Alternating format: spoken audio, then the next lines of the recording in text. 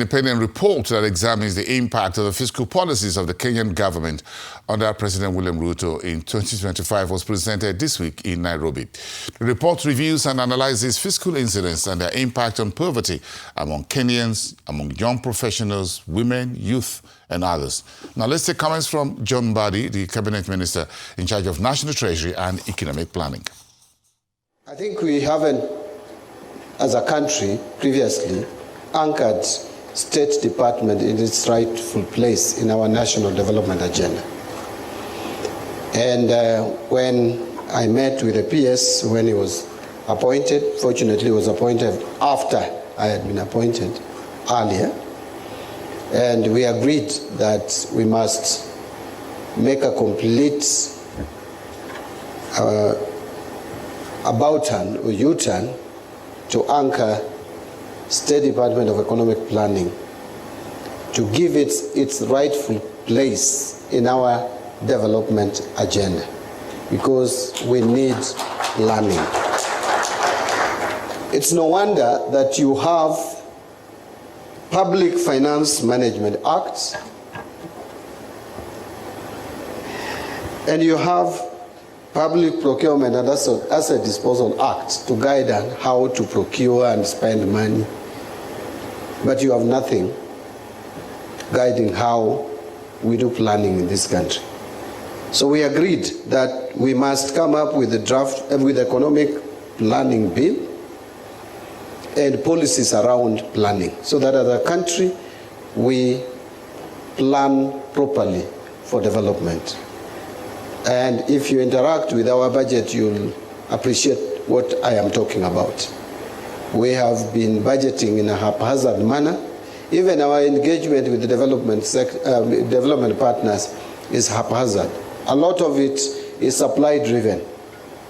Development partner comes and says, we have some money we can put here, and then we start processing documents, agreements are prepared, and we put signatures to them without asking ourselves, how does it tie with our vision as a country?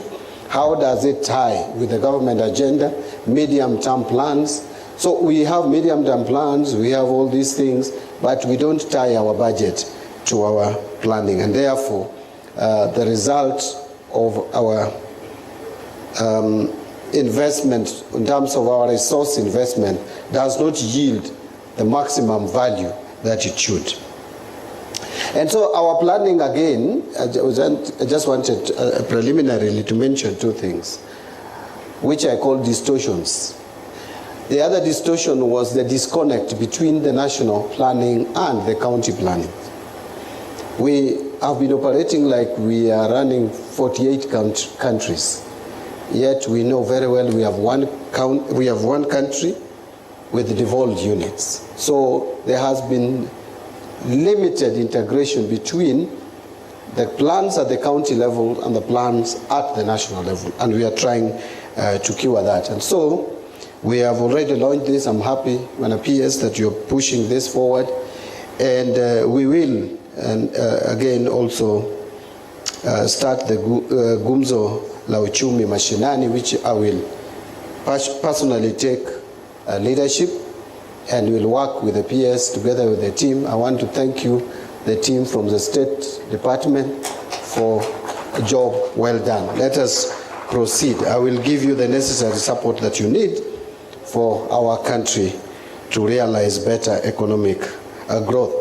I will say a few things in 2 minutes once I finish my official speech. Allow me to get back to my official speech.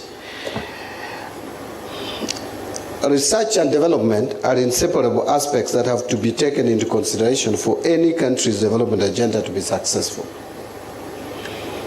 It is why it is a delight to join you this afternoon as we launch the Kenya Economic Report 2025, which is Kenya Fiscal Analysis Report. Kenya Fiscal Incidence Analysis Report.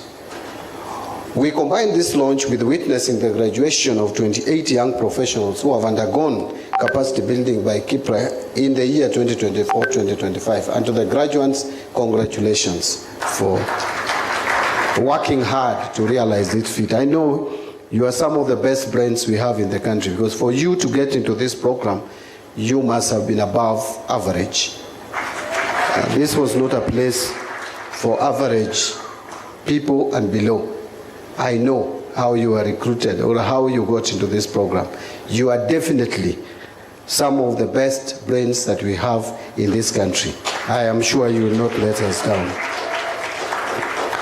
So this is an opportune moment to not only reflect but also appreciate Kipra's contribution to the National Development Agenda through policy research and analysis, capacity building, policy advisory, and providing platforms for policy engagement. Ladies and gentlemen, our country is on an economic growth trajectory, opening strategic investment and employment opportunities across critical sectors of our economy. There are clear evidence of development and employment creation by government and the private sector across the country, though not enough. And maybe I'll come back to that as I wind up. This growth is partially attributed to government efforts to unlock immense economic potential through various programs and projects that have been initiated across the country, thereby stimulating economic activities, creating jobs, and contributing to improved social services.